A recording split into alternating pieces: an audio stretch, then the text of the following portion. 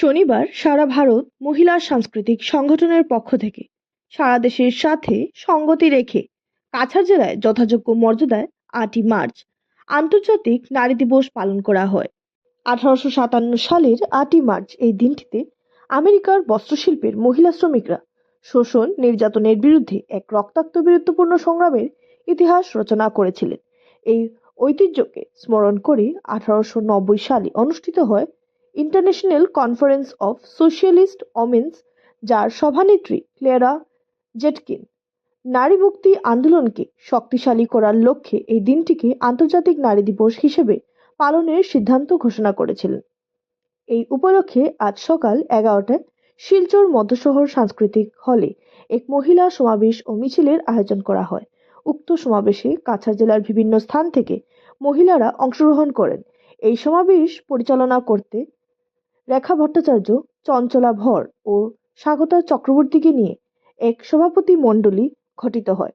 সভার উদ্দেশ্যে ব্যাখ্যা করে বক্তব্য রাখেন রিম্পি বাগদি এবং বক্তা হিসেবে উপস্থিত ছিলেন আমন্ত্রিত অতিথি ডাক্তার স্মৃতি পাল।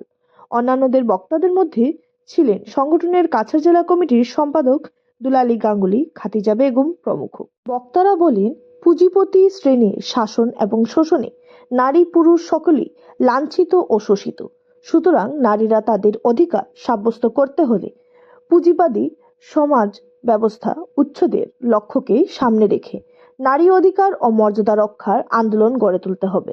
এরপর গত ১লা মার্চ যাদবপুর বিশ্ববিদ্যালয়ের প্রতিবাদী ছাত্রদের বুকের উপর শিক্ষামন্ত্রীর গাড়ির চাকা পিষে দেওয়ার ঘটনার প্রতিবাদে ৩ মার্চ পশ্চিমবঙ্গের সমস্ত কলেজ ও বিশ্ববিদ্যালয়ে ছাত্র সংগঠন এআইডিএসওর ডাকে ছাত্র ধর্মঘটের দিন বিদ্যাসাগর বিশ্ববিদ্যালয়ে পিকেটিং চলাকালীন তৃণমূল ছাত্র সংগঠনের গুন্ডা বাহিনী ও পুলিশের যৌথ আক্রমণ এবং মহিলা কর্মীদের উপর নির্মম অত্যাচারের প্রতি ধিক্কার ও দোষীদের দৃষ্টান্তমূলক শাস্তি প্রদানের দাবি জানিয়ে এক প্রস্তাব গ্রহণ করা হয়।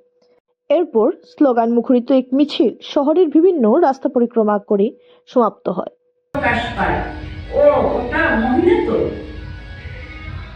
কিন্তু সে যে মহিলা, পুরুষ বলতে বেশ শক্তিশালী অমুক্ত পুরুষ, সে যাই হোক তার যেমন একটা আলাদা দাম।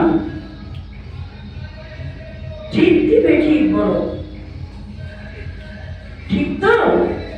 অমুক কাজটা অমুক মহিলা, মানে মহিলা বলতেই মানে একটা অবহেলিত।